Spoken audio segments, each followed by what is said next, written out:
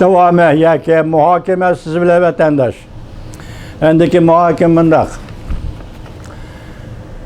Vatandaşım bugün çizlağa 2021 yıl 6. ayının 4. günü muhakeme hazır yukarıda aytıptı Abdurcın Yuniyen Amerika bizni her kaysi halada kuruşağı aldı deydi.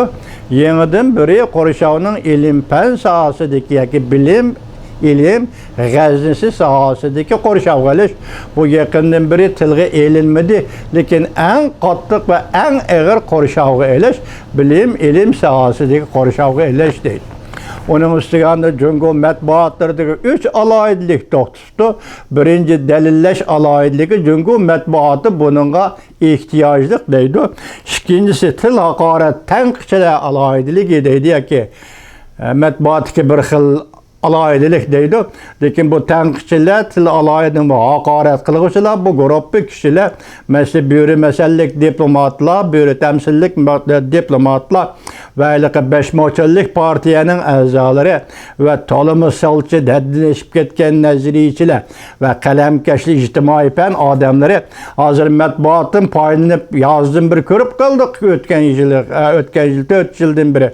Amerika ve G'arb dünyasını til haqorat qilish bu yo'ldagi alayidlik ve matbuot xodimlari deydi.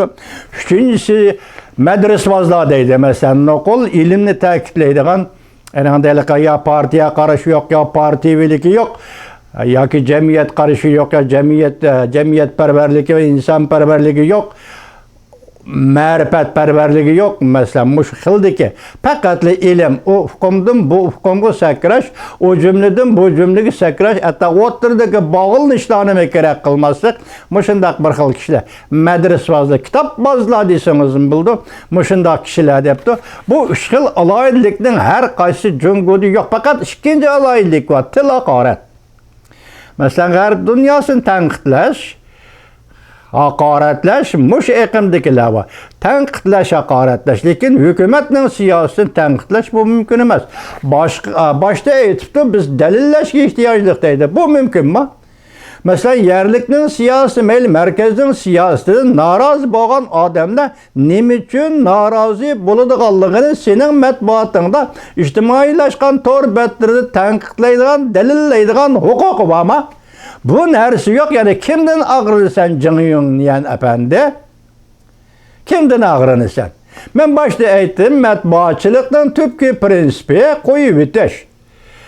G'arb dünyası ise koyup bitişte. Köydünüz 4 yıldan beri koyup ettik, solçularını mı koyup ettik, oğunçularını mı koyup ettik Amerika'da. Özden fikrini toluk bayan kıldık. Hazır bazıları hem de asta sözlügen sözlerini biz mana hata kıptık ma cümle eğer ketipti dep itiraf kılıvatıdı. G'arb dünyası Amerika'da sizde bundak adet yok da Cungoluk efendi yok. Siz hazır matbuatga özünüzü bir talep koyupsiz, bu talepnin ödüsün çıkılmaysiz, ödüsün çıkamaysiz. Sizden diyen gaplardan gaplerinizin hemmisi rast. Bu belki G'arbdagi matbuatçılık, delilleş, tanqidlash. Mesela Andisonda til haqoratga mi yo'l qo'yish? Endiki oxirida madrasvozlik. Madrasvozlik deganda mesela Amerika Qo'shma Shtatlar ve G'arb dunyosida siyosat belgilaydiganlar, siyosat muhokama qiladigan sabta emas. Siyosat muhokama qiladigan olimlar yoki doktorlar, professorlar siyaset belgilaydigan sahada emas. Mesela Amerika'daki bilim hazinelari siyasetni muhokama qiladi. Mayli tashqi, mayli ichki.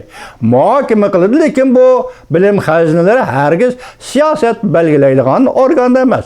Siyaset belgilash Aqsaroyning ishi, siyaset belgilash, qonun belgilash davlat majlisining ishi. Bular bilim hazinadagilar faqat tahlil qiladi. Tahlil qilguvchilarning tahlildan foydalanish bu G'arb dunyosi va G'arb siyosiy yo'llarining odat. Jungoda sizda bunday odat yo'q, avarmang, Cın Yun efendi. Hozir G'arb dunyosi Uyg'uriston masalasi davr qilib bizni qo'rishav qilyapti. Mushu masala zada qandoq masala, buning javob bering, Cın Yun efendi. G'arb dunyosi pokitga qaramay tillayapti. Pokit nima? Hazır suni eğizdeki gep işenmeng. Uygurlar davatkan sözge işenmeng. Çünkü Uygurlarning o'rni yo'q, huquq yo'q. Bir milletning ağzından çıkan gepiga siz işenmeng Jin Yan efendi. Lekin g'arb dunyosi işinin. Bizden gepimizge işenmege aletimiz. Sizge bir taraf, bizge bir taraf pen texnikinin en kudretli gücü suni emra bilen tartılıvatkan suretlerini koyup birivatıdılar. Ceza lagerinin ordu nerede? Balalar lagerinin ordu nerede? Hemini koyup birivatı. Bu pakti mi? G'arb dünyası pakti asaslanmay. Bizden tillavatı deseniz, siz bir tarafta özünüzün acizliğini itiraf kılıp, yani şu acizlikning aksi tarafında mütehemlik bilen çıng turavatkan ziyali ekensiniz. Jin Yan efendi. Mümkün emas.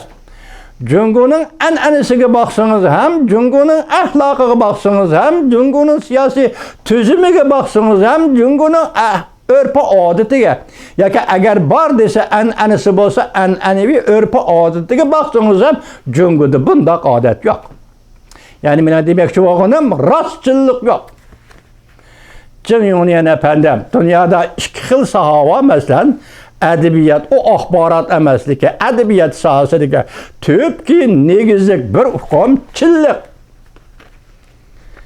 Edebiyatning chilligi yoki badiiy chillik.